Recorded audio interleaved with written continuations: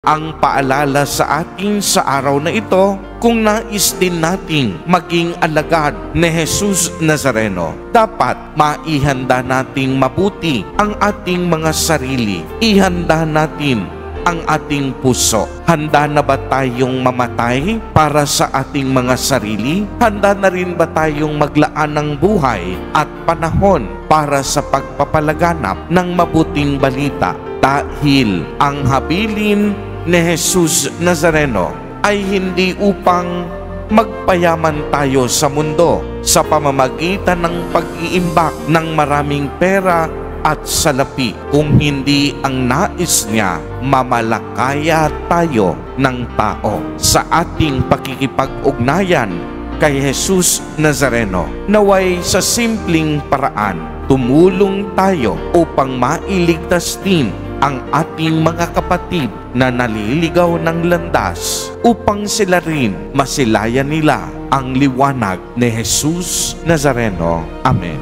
Purihin at dakilain natin ang ating Panginoon, ang mahal na poong Jesus Nazareno.